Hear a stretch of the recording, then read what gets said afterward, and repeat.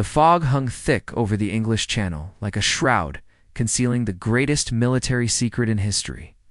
Lieutenant Colonel James Earl Rudder gripped the rail of his landing craft, watching the dark waters part beneath the bow as Operation Neptune, the naval component of Operation Overlord, carried him and 5,000 other Rangers toward the towering cliffs of Point du Hoc.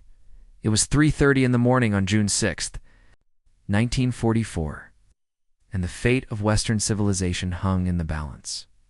Rudder's weathered hands trembled not from fear, but from the bone-deep cold that had settled into every man aboard the flotilla of landing craft. Behind him, his Rangers sat in grim silence, their blackened faces barely visible in the pre-dawn darkness.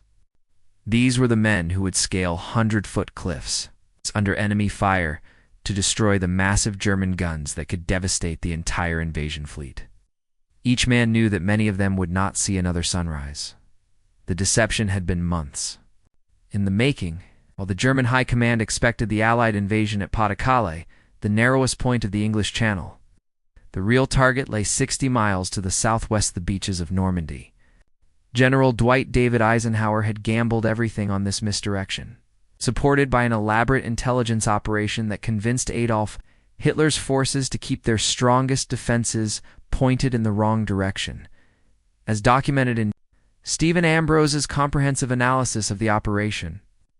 The meteorological conditions on June 5th had nearly forced a postponement that could have delayed the invasion for weeks. Captain James Martin Stagg, the chief meteorologist, had predicted a brief window of improved weather, a gamble that Eisenhower accepted with the weight of history on his shoulders. The Supreme Allied Commander had made his decision with characteristic resolve. Okay, let's go. The armada surrounding Rudder's craft stretched beyond the horizon, over 5,000 ships, carrying more than 150,000 Allied troops. Battleships, destroyers, cruisers, and transport vessels formed the largest amphibious assault force ever assembled. Above them, in the darkness, 13,000 paratroopers from the 82nd and 101st Airborne Divisions were already dropping behind enemy lines, their mission to secure vital causeways and bridges that would prevent German reinforcements from reaching the beaches. Rudder checked his watch. 4 o'clock. In 2 hours, the first waves would hit the beaches. Omaha Beach, where the 1st and 29th Infantry Divisions would face their greatest trial. Utah Beach, where the 4th Infantry Division would establish the western flank. Gold Juno, and Sword Beaches, where British and Canadian forces would punch through the Atlantic wall that Hitler had boasted was impregnable. The sound of aircraft engines rumbled over headwave after wave of Allied bombers preparing to soften the German defenses. But Rudder knew that aerial bombardment could only do so much against the concrete bunkers and steel obstacles that awaited them. The real work would be done by men with rifles, grenades, and an unshakable determination to liberate Europe from Nazi tyranny. As the first pale light of dawn began to creep across the eastern horizon, Rudder turned to address his Rangers one final time. Their mission was clear, their training complete, their courage tested in the crucible of previous battles in North Africa and Italy. In less than 2 hours, they would either be scaling the cliffs of Point du Hoc or lying dead in the surf below. Longest day in history was about to begin. Staff Sergeant John Robert Slaughter of the 101st Airborne Division felt his parachute jerk him upward as he leaped from the door of his Curtiss Commando transport at 1:20 in the morning. Below him, the Norman countryside appeared as a patchwork of dark fields crisscrossed by hedgerows that would soon become synonymous with brutal close-quarters combat. But first, he and his fellow paratroopers had to survive their landing behind enemy lines. The drop zones were scattered across the Cotentin Peninsula, where American airborne forces would secure vital objectives before the seaborne invasion commenced at Atchur. Major General Matthew Bunker Ridgway's 82nd Airborne was tasked with capturing the town of Saint-Mere, Église, and controlling the western approaches to Utah Beach. Meanwhile, Major General Maxwell Davenport Taylor's 101st Airborne would seize the causeways behind Utah Beach and secure the southern flank of the invasion area. Slaughter's aircraft had been flying through a wall of flak and small arms, fire that lit up the night sky like deadly fireworks. German anti-aircraft batteries, alerted by the massive air armada, sent streams of tracer rounds arcing through the darkness. Several transport planes burst into flames and spiraled toward the earth, their crews and paratroopers trapped inside, burning metal coffins. The careful formation flying that had been practiced countless times in England dissolved into chaos as pilots took evasive action. Scattering the airborne assault across a much wider area than planned, the young sergeant hit the ground hard in a flooded field near the village of Angevella Plain, the impact driving the air from his lungs. Around him, other paratroopers splashed down in the knee-deep water that the Germans had deliberately flooded by opening locks and damming rivers. Many men weighted down by heavy equipment, drowned in water that barely reached their waists. Others found themselves scattered miles from their intended drop zones, lone in enemy territory with only their training and courage to guide them, as reported in Cornelius Ryan's definitive account of the invasion. The dispersion of the airborne forces initially seemed like a disaster. Entire units were scattered across the Norman countryside, with company commanders finding themselves leading mixed groups of men from different divisions. Cricket toys clicked in the darkness as paratroopers attempted to identify friend from foe using the password Flash and countersigned Thunder. Many would never rejoin their original units, fighting instead with whoever they encountered in the confusing darkness of the Norman night. But what appeared to be chaos worked to the Allies' advantage. German commanders, faced with reports of paratroopers landing across a vast area, could not determine the main axis of the airborne assault. Units that should have been concentrated to meet the seaborne invasion were instead dispersed to deal with what seemed like attacks coming from every direction, the fog of war that had disrupted Allied plans was working against the defenders as well. Private First Class John Steele of the 505th Parachute Infantry Regiment found himself dangling from the church steeple in Saint-Mir-Église. His parachute caught on the stone tower while German soldiers fought American paratroopers in the streets below. He would hang there for hours, pretending to be dead, while his comrades secured the town that would become the first French community. Liberated on D-Day, Lieutenant Colonel Edward Clarence Krauss led his battalion through the streets of Saint-Mir-Église, engaging German defenders in fierce house fighting. By dawn, the Stars and Stripes flew from the town hall, and Krauss's men had established a defensive perimeter that would hold against German counterattacks throughout the morning. Their success provided a vital anchor point for the 4th Infantry Division, which would begin landing on Utah Beach in just a few hours.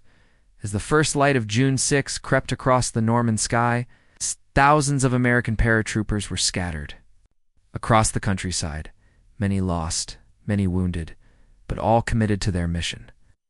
They had seized key bridges, blocked roads, and created enough confusion to prevent an immediate German response to the main invasion. The airborne vanguard had done its job, paying a heavy price in blood to open the door for the seaborne assault that would follow. Admiral Alan Goodrich Kirk stood on the bridge of the heavy cruiser Augusta, watching the first rays of sunlight illuminate the Norman coast as his naval task force prepared to unleash the most concentrated bombardment in naval history. At 5:30 in the morning on June 6, 1944, the silence of dawn was shattered by the thunder of naval guns as Allied warships opened fire on the German Atlantic Wall. The bombardment fleet stretched along 40 miles of coastline, from the Codentine Peninsula to the Orne River. Battleships that had fought in the Pacific, Texas, Nevada, Arkansas strained their massive 14-inch guns on German strongpoints that had taken 3 years to construct. British monitors and cruisers added their firepower to the crescendo of destruction that rolled across the water like continuous thunder. For 40 minutes, the concentrated fire of 6 battleships, 23 cruisers, and over 100 destroyers pounded German positions with a ferocity that shook the earth. In his concrete bunker overlooking Omaha Beach, Hauptmann Karl Wegner of the 352nd Infantry Division crouched against the wall as Allied shells struck all around his position. The bunker, constructed with walls 6 feet thick, shuddered with each impact, and concrete dust filtered down from the ceiling like gray snow. Through the narrow firing slit, he could see the ocean covered with ships as far as the horizon. More vessels than he had ever imagined could exist in one place. The German defenders had been expecting this moment for months, but the reality exceeded their worst nightmares. General Erwin Johannes Eugene Rommel's Atlantic Wall, which Hitler had proclaimed impregnable, was designed to stop an invasion at the water's edge. Elaborate beach obstacles, including Belgian gates, hedgehogs, and mines, were intended to destroy landing craft before they could reach the shore. Concrete bunkers and steel-reinforced positions housed machine guns, and mortar positioned to create interlocking fields of fire across every potential landing site. But Rommel was not at his headquarters at La Roche-Guyon. The Desert Fox had returned to Germany to celebrate his wife's birthday and to personally appeal to Hitler for additional reserves. His absence on this crucial morning would prove costly, as subordinate commanders hesitated to commit their reserves. Without explicit orders from higher command, the rigid German command structure, which had served them well in earlier campaigns, now worked against them as precious hours ticked away. According to military historian Max Hastings' detailed analysis of the bombardment, naval gunfire achieved mixed results. While the awesome display of firepower boosted Allied morale and suppressed many German positions, much of the fire fell inland, missing the coastal fortifications that would exact such a heavy toll on the assault troops. The pre-invasion bombing by the Royal Air Force in United States Army Air Forces had similarly fallen short of many targets due to cloud cover and concerns about hitting friendly forces. At Pont du Hoc, the massive German guns that Lieutenant Colonel Rutter's Rangers were tasked to destroy had already been removed, replaced by telephone poles painted to look like artillery barrels. Allied intelligence had failed to detect this deception, and 225 Rangers would assault the cliffs to capture weapons that were no longer there. But the Germans had moved the guns to positions where they could still threaten the invasion beaches, positions that the Rangers would eventually find and destroy in their most dangerous mission yet. As the naval bombardment reached its crescendo, at 6:25 in the morning, the first landing craft were already approaching the beaches. Soldiers crouched in the bottom of Higgins' boats, watched green water slosh around their boots, and fought to keep their breakfast down as the flat-bottomed craft pitched and rolled in the choppy seas. Many had been at sea for hours, transferring from transport ships to landing craft in darkness, while heavy swells made the process treacherous. The bombardment had done its work. Some German positions were destroyed, others temporarily suppressed, and the defenders were shaken by the awesome display of Allied firepower. But many concrete bunkers remained intact, their occupants waiting with machine guns and mortars for the landing craft to come within range. The thunder of naval guns gradually shifted to targets further inland, and an ominous quiet settled over the beaches. WWII hour was approaching, and nothing would ever be the same. Brigadier General Theodore Roosevelt, Jr., the only general to land with the first assault wave, stepped off his landing craft onto Utah Beach at 6:30 in the morning and immediately realized something was wrong. The beach looked different from the intelligence photographs. The terrain didn't match his maps, and the German fortifications were in the wrong positions. Strong currents had pushed the entire 4th Infantry Division landing force nearly 2,000 yards south of their intended target. Roosevelt, son of the former president and the oldest man in the first assault wave at 56, had specifically requested permission to land with his troops despite his heart condition and arthritis. As he surveyed the unfamiliar landscape through his wire-rimmed glasses, walking with the cane that had become his constant companion, he made a decision that would become legendary in military history. Instead of attempting to redirect the landing to the planned beaches, he declared, "We'll start the war from right here." The unexpected landing site turned out to be a stroke of fortune. The German defenses at the actual target beach were much stronger than at the location where the 4th Infantry Division came ashore. The 709th Static Defense Battalion that garrisoned this section of the Atlantic Wall had been caught off guard, and their resistance was sporadic and disorganized. Within hours, Roosevelt's men had established a secure beachhead and were pushing inland toward their objectives. Staff Sergeant Harrison Summers of the 502nd Parachute Infantry Regiment, fighting with a mixed group of paratroopers and seaborne infantry, led a single-handed assault on a German strongpoint that would become one of the most celebrated individual actions of D-Day.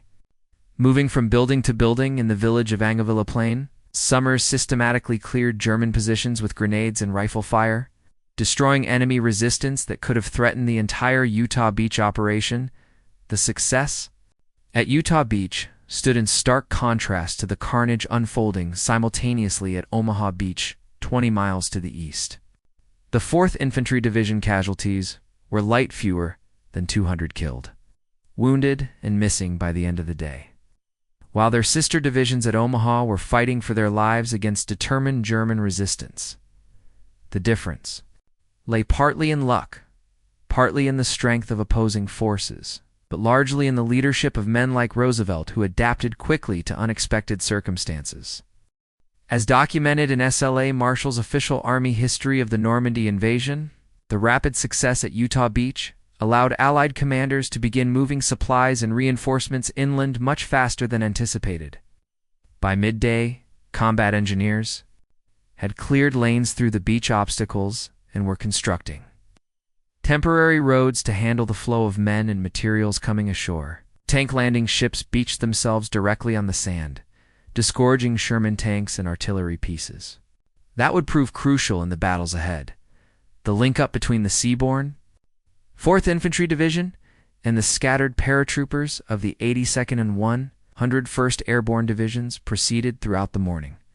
Small groups of airborne soldiers, many fighting with mixed units of men they had never seen before, guided the advancing infantry toward their objectives. The causeway exits from Utah Beach, which the paratroopers had been tasked to secure, were cleared with minimal resistance. Roosevelt spent the entire day moving among his troops, out personally directing the advance and inspiring soldiers with his fearless example. Despite his age and physical limitations, he walked the entire length of the beachhead, often under German artillery fire, ensuring that his division maintained its momentum. His calm leadership in the face of initial confusion had turned a navigation error into a tactical advantage. By nightfall on June 6th, the Utah Beach Assault Force had achieved all of its D-Day objectives and was preparing to advance toward Cherbourg, the port city whose capture was essential for sustaining the Allied buildup in Normandy.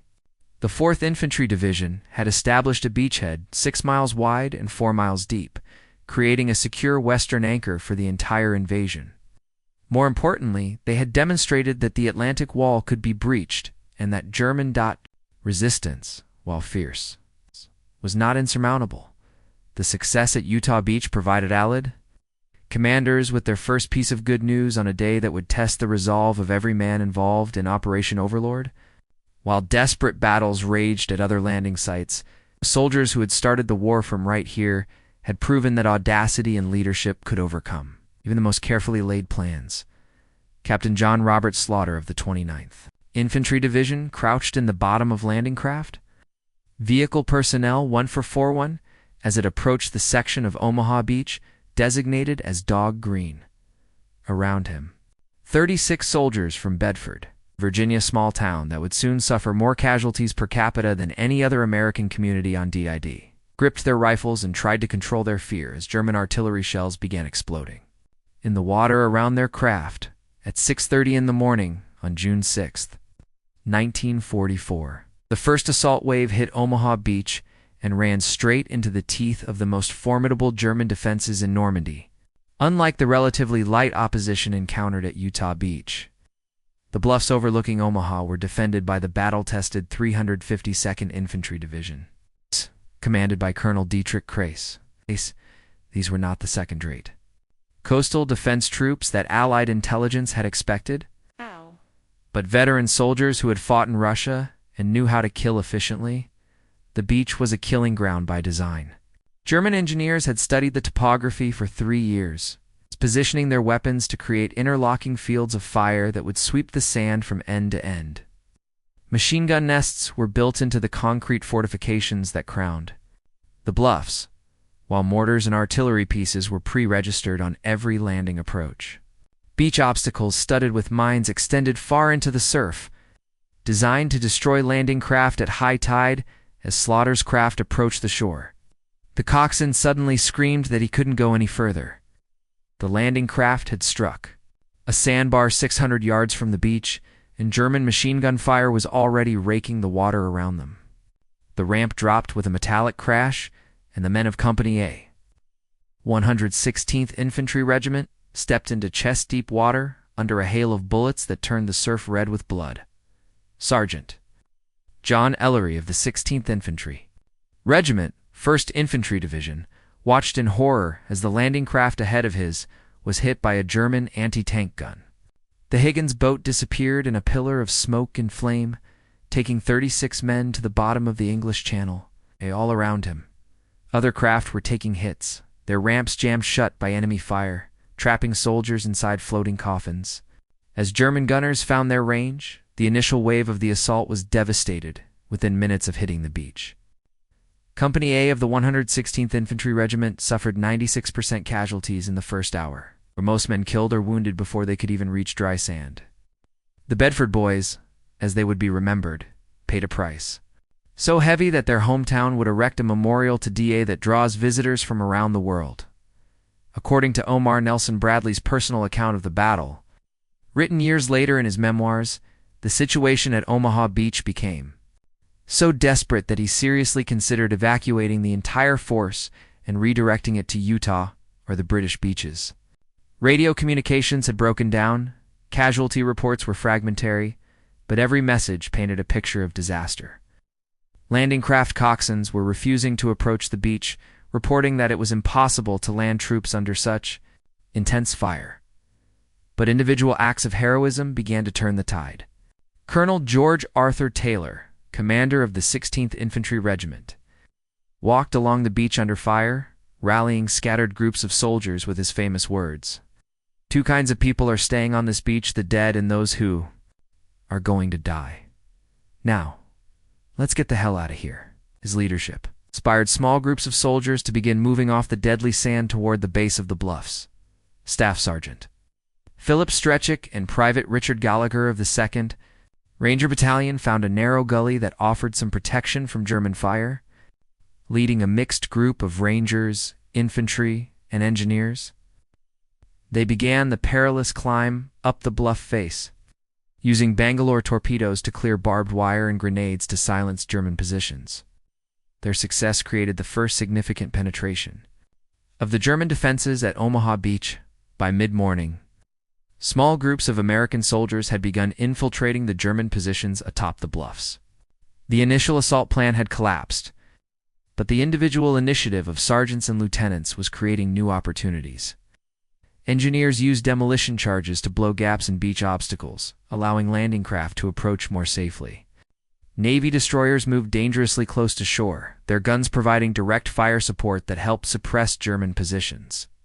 The battle for Omaha Beach would continue throughout D-Day, with American forces slowly expanding their foothold on French soil.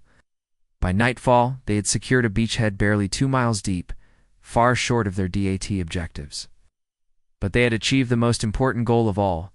They had established a permanent lodgment on Hitler's fortress Europe. The price had been terrible, with over 2,000 American casualties on Omaha Beach alone. But the door to Western Europe was open. Major Stanley Christopher Joseph Hollis of the Green Howards Regiment became the only man to win the Victoria Cross on D-Day as he led his company across Gold Beach toward the village of Crepon. At 29, the Yorkshire-born soldier had already survived campaigns in North Africa and Sicily. But nothing had prepared him for the intensity of combat he would face on the Norman coast on June 6, 1940-4. Gold Beach assigned to the British 50th Infantry Division, stretched for 5 miles between the villages of La Hamel and La Riviere. Unlike the American beaches, where individual divisions carried the burden of assault, the British and Canadian beaches featured a complex arrangement of specialized units. The 79th Armored Division provided Churchill tanks modified, with flails to clear mines, flamethrowers to eliminate bunkers, and bridges to cross anti-tank ditches.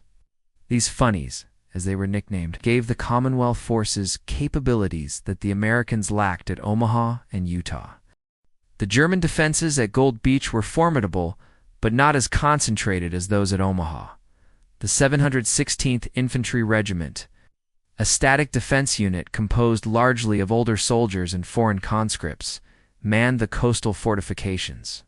While these troops lacked the combat experience of the units defending Omaha, they were well positioned in concrete bunkers and had spent months preparing their defenses under the supervision of German engineers at 7:25 in the morning.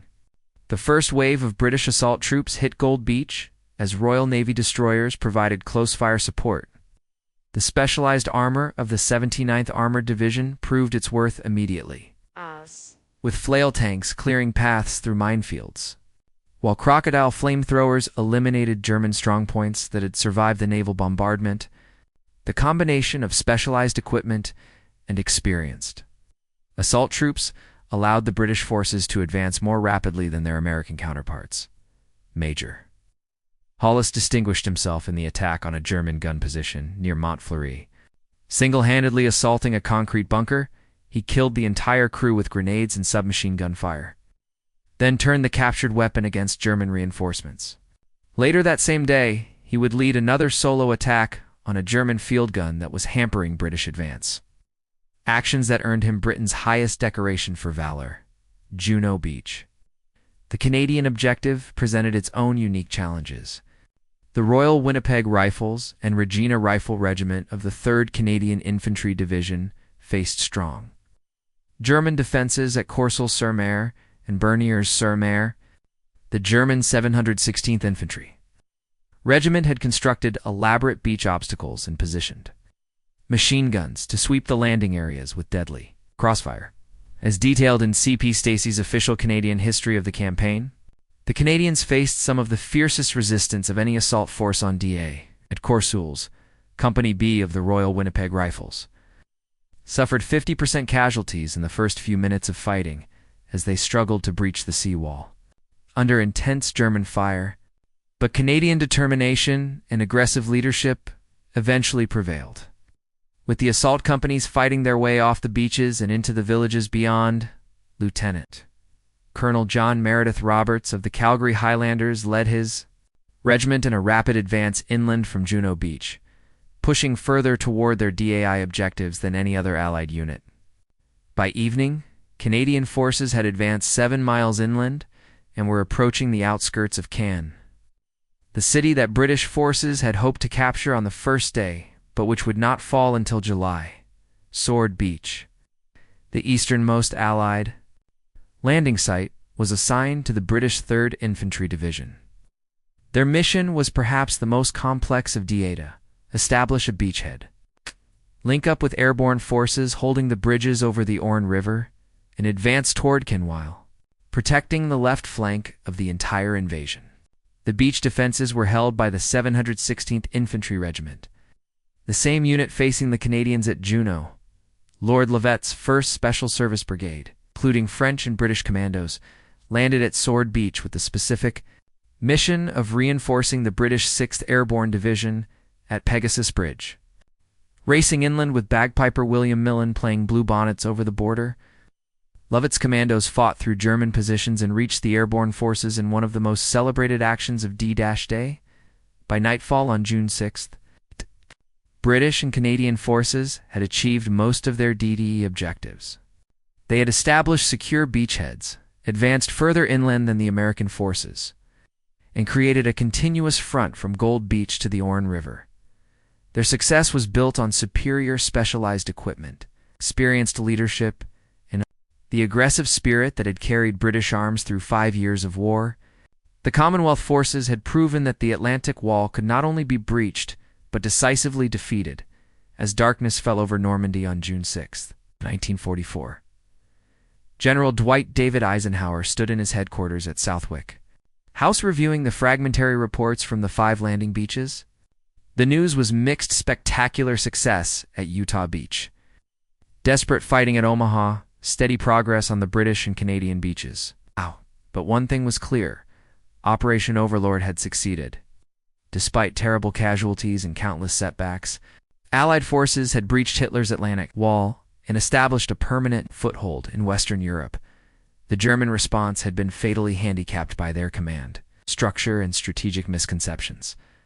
Field Marshal Gerd von Rundstedt, commander of Army Group West, remained convinced that the Normandy landings were a feint, with the real invasion still to come at Pas-de-Calais. This misapprehension, carefully cultivated by Allied deception, operations kept the German 15th Army idle in positions 60 miles northeast of the actual battleground. The panzer reserves that could have driven the Allied forces back into the sea remained scattered across France, awaiting an invasion that would never come. Hitler himself had contributed to the German paralysis.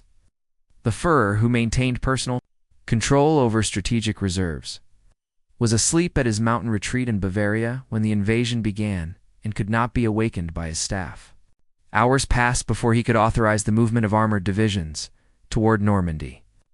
Precious time that allowed Allied forces to consolidate their beachheads and prepare for the inevitable.